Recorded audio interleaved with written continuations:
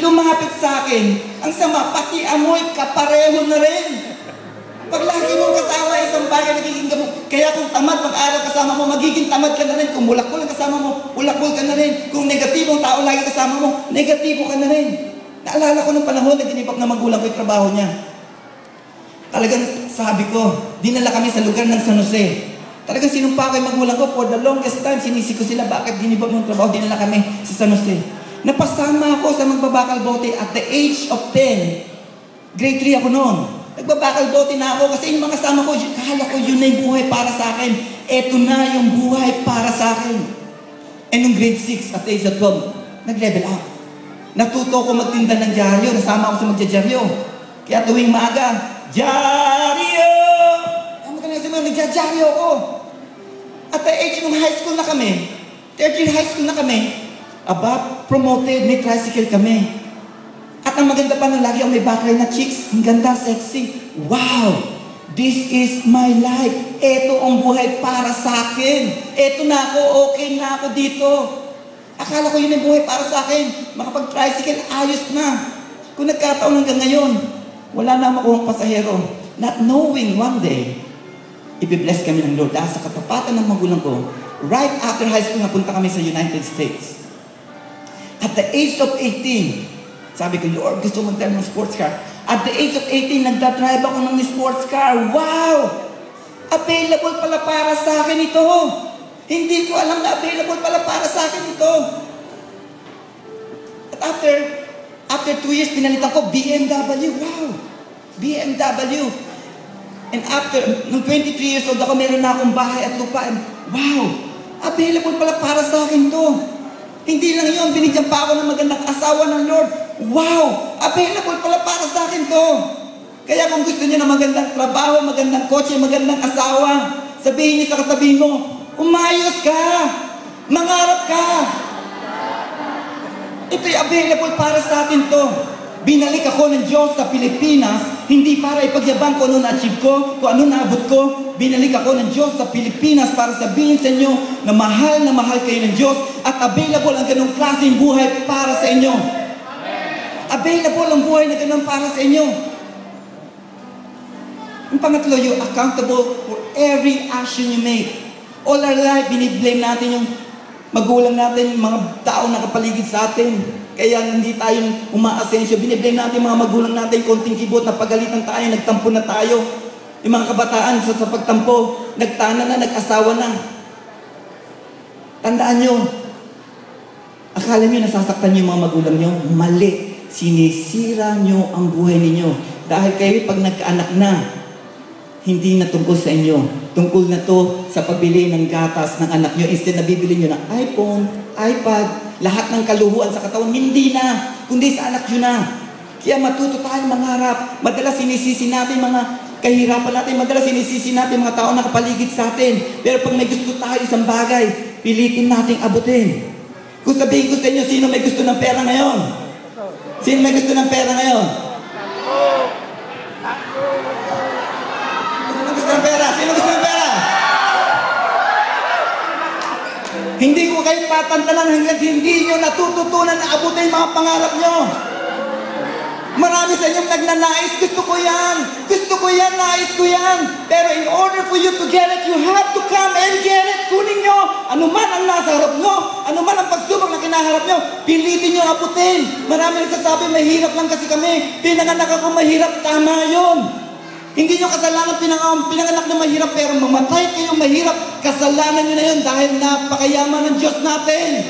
Ang Diyos natin nagsusupply lahat ng pangangailangan natin. Hindi ko kayo tatantanan hanggat hindi nyo nakukuha ang tunay na pagpapala na bumula sa ating Panginoon. Kung tayo ay aayos sa harapan ng Diyos, walang reason para hindi niya buksan ang kalangitan upang ibagsak lahat ng pagpapala sa inyo.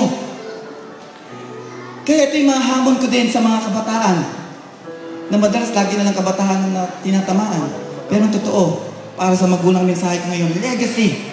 Dahil we forget to pass our baton sa next generation. The most misunderstood person in the world ay ang mga kabataan. Most misunderstood and most na hindi natin nauunawaan sila. Na dahil tayo sinisisi natin kayo pa nga may pag-asa ng bayan.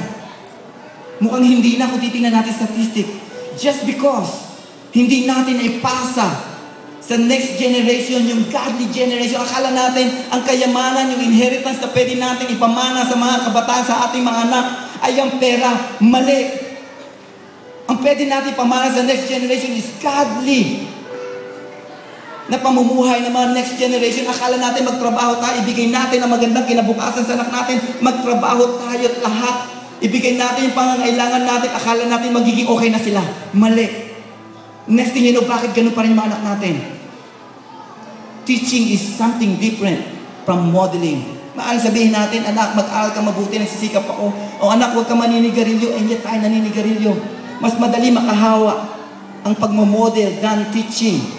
Na makita sa buhay natin yung susundan na pamantayan ng susunod na henerasyon. Ang problema, hindi natin nagagawa ito ngayon sa susunod na henerasyon. And we keep blaming mga bata ngayon, ibang klase na.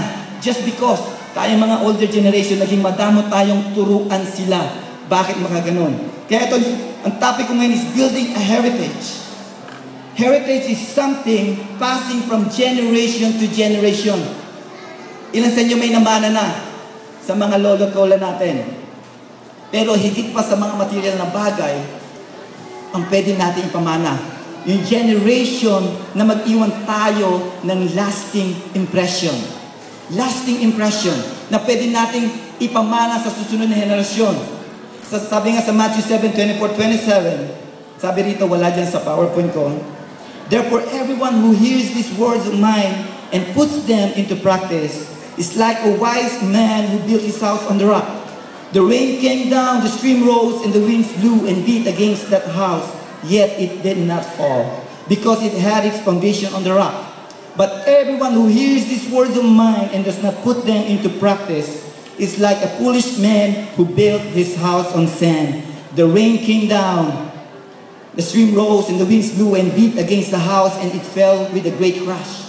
So pag titingnan natin, yung hangin hindi humahampas sa tao. Ang hangin humahampas mismo sa bahay. Ine-emphasize ng verse ito yung tahanan.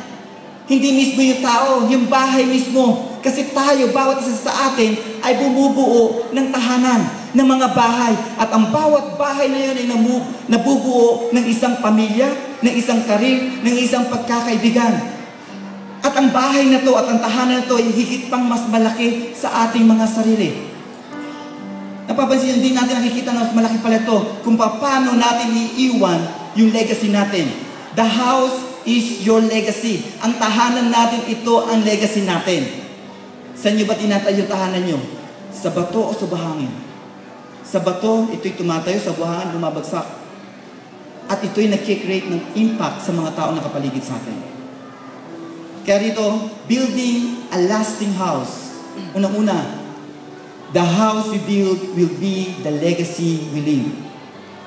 Pag tayo'y nagtayo ng tahanan at ito'y bumagsak, maraming nakakakita dito. Akala natin pag tayo bumagsak, lalo ni Padre dito pamilya, pag tayo nalugmok, akala natin tayo lang nasasaktan. Yung mga taong nakapaligid sa atin ay nasasaktan. Kung mapapansin natin, naapektuhan din tayo, nasasaktan din tayo. Sabi sa Hebrews 3:4-6, for every house is built by someone, but God is the builder of everything. Moses was faithful as a servant in all God's house, testifying to what will be said in the future. But Christ is faithful as a son over God's house, and we are His house if we hold on to our courage and hope of which we boast. Tayo, ikaw at ako'y bumubuo ng tahanan. But ang totoo nito, ang Diyos ay gumagawa lang sa pamamagitan natin. Tayo mismo ay ang tahanan na binuo ng ating Panginoong Jesus. Tayo mismo yung tahanan na minsan hindi intentionally nasisira natin. Madalas nasisira natin yung mga anak natin unintentionally. Bakit? Dahil sa mga action natin, dahil sa mga ginagawa natin. Maaring ilan sa atin na lumaki sa tahanan na galing sa mga abusado tayo, na abuse tayo ng mga magulang natin, nasaktan tayo, o tahanan na puro kasalanan, o ito'y tahanan na tinatawag na tayo sa buhanginan. Pero ang magandang balita, panahon na para